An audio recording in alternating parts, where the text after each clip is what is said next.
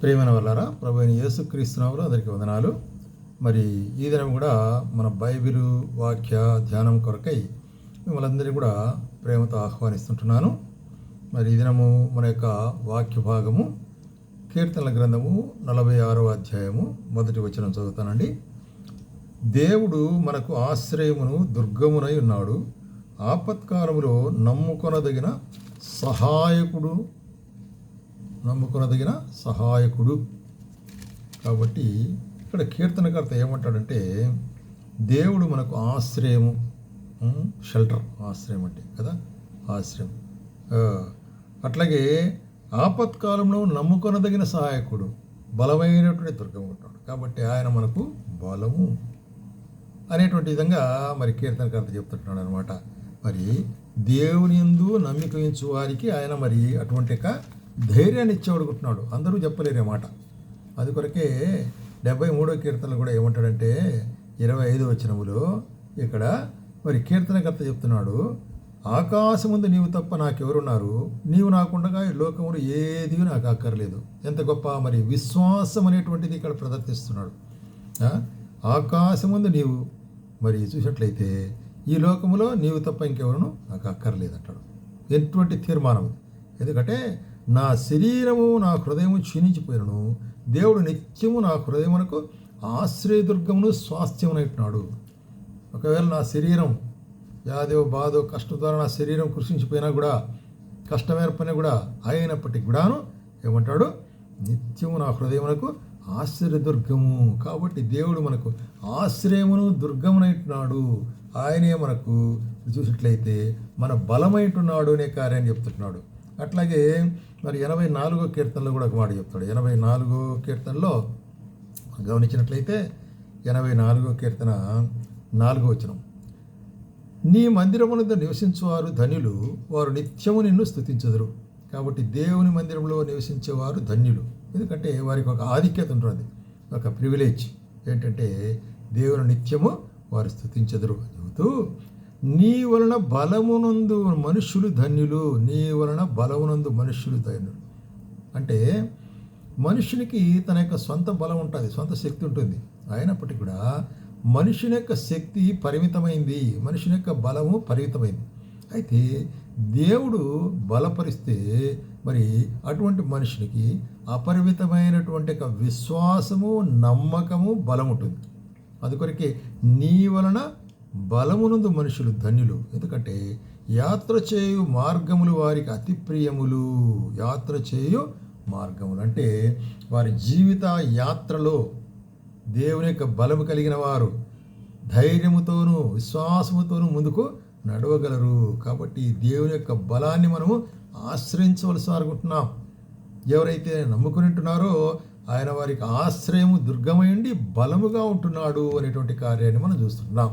అట్లాగే మనం చూసినట్లయితే యెషయా గ్రంథంలో ఏమంటాడు, యెషయా గ్రంథము 40వ అధ్యాయం, యెషయా గ్రంథము 40వ అధ్యాయంలో మరి ఇక్కడ గమనిస్తుంటున్నాము 9వ వచనం 10వ వచనం, 40వ అధ్యాయం 9, 10 వచనం ఏమంటున్నాడు ఇక్కడ, సియోను సువార్త ప్రకటించుదనా, ఉన్నత పర్వతంలో ఎక్కుము, యెరూషలేమా సువార్తను ప్రకటించుతున్నదనా, బలముగా ప్రకటించుము, భయపడక ప్రకటించుము, ఇదిగో మీ దేవుడు అని యూదా పట్టణములకు ప్రకటించుము.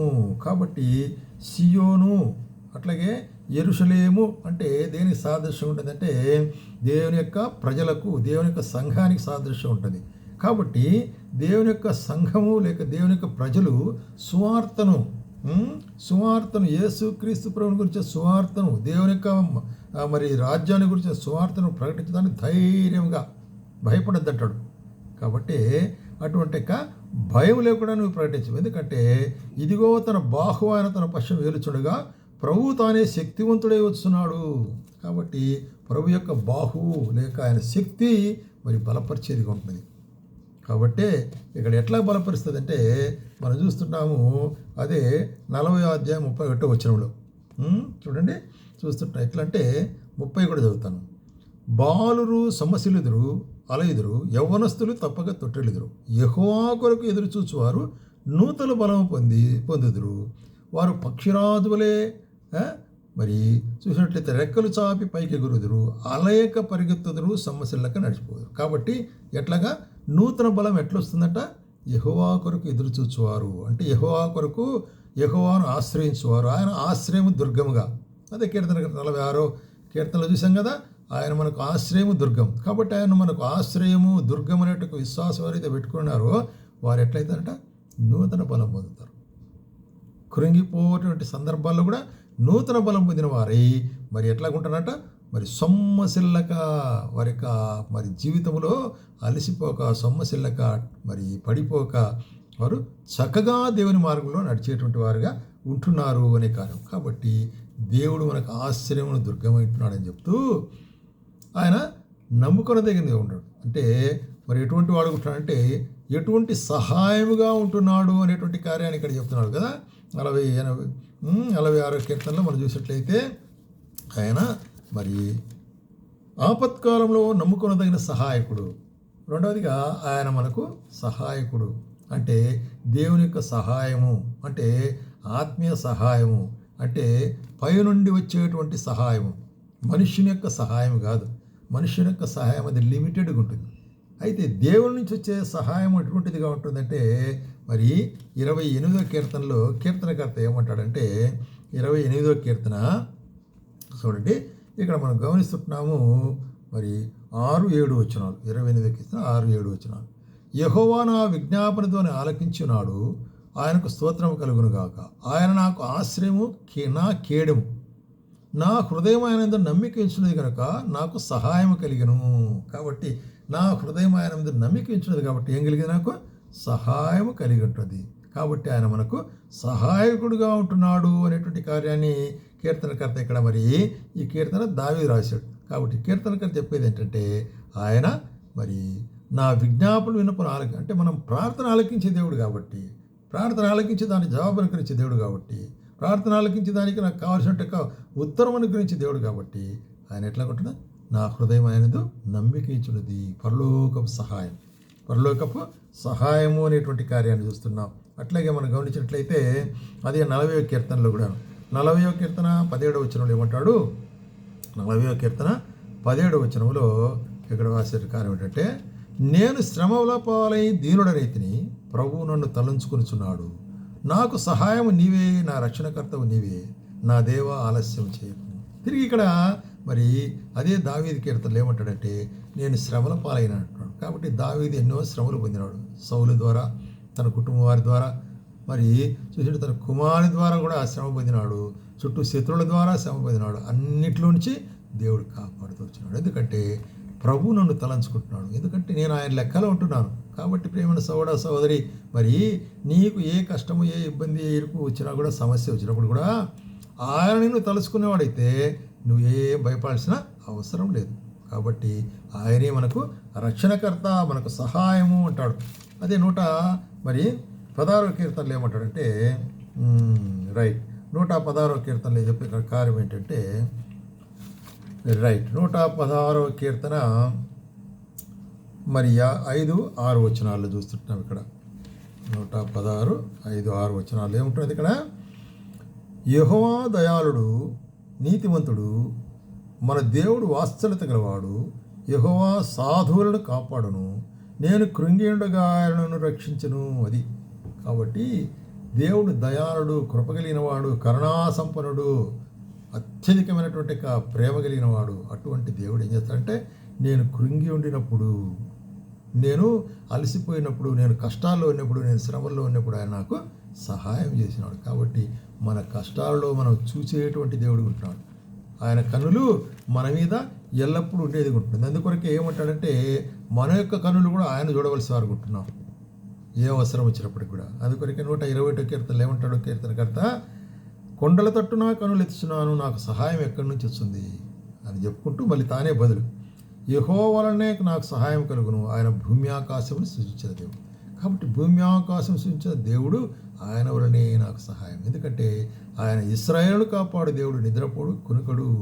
కాబట్టి ఎంత భద్రమైనటువంటి భద్రతగా ఆయన మనల్ని కాపాడతాడంటే నువ్వు కుడి ప్రక్కన యెహోవా నీకు నీడగాను, పగలు ఎండ దెబ్బ అయినా నీకు తగలదు, రాత్రి వెన్నెల దెబ్బ కూడా తగలదు. అంటే అన్ని సందర్భాల నుంచి నేను కాపాడే దేవుడు ఉంటాడు. పరలోకపు భద్రత, పరలోకం నుంచి కాపాడుట అనేటువంటి కార్యాన్ని మనం ఇక్కడ చూస్తుంటున్నాం.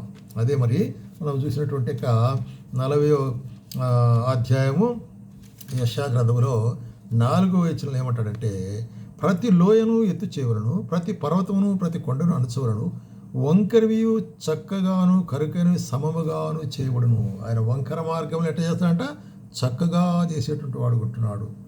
కాబట్టి అదే 41:10 మాట చెప్తాడు. 41:10 ఏమంటున్నాడంటే, నీ రైట్, నేను నీతో చెప్పినాను భయపడకము, నీ దేవుడైన నిన్ను బలపరుతును, నీకు సహాయం చేయవాడని నేనే అంటాడు. ఎంత గొప్ప ఆశీర్వాదం అండి. నీకు సహాయం చేసేవాడిని నేనే. కాబట్టి దేవుడు నాకు సహాయం చేస్తుండగా మరి విరోధి ఎవడు అంటున్నాడు. చూడండి, హెబ్రీయులకు రాసిన పత్రికలో మరి చూస్తుంటున్నాము 13వ అధ్యాయము 6వ వచనంలో ఏమంటాడంటే, 13వ అధ్యాయం 6వ వచనములో చూడండి, నిన్ను ఏమాత్రం విడువను, నిన్ను ఎడబాయను అని ఆయనే చెప్పను కదా. కాబట్టి ప్రభువు నాకు సహాయకుడైండగా నేను భయపడను, నరమాత్రులు నాకు ఏమి చేయగలరు. అది మన యొక్క ధైర్యం. కాబట్టి ఇటువంటి ధైర్యం కలిగిన వారమై ఆయన యొక్క సహాయం మనం పొందేదాని కొరకే ఏం చేయాలంటాడు?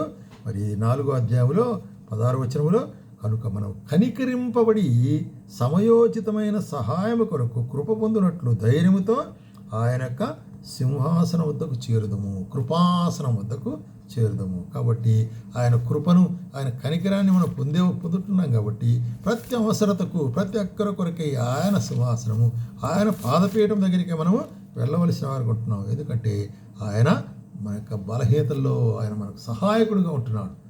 కాబట్టి పరమ సహాయకుడైన మా ప్రభు మనకు ఆశ్రయమును దుర్గమెట్టినాడు.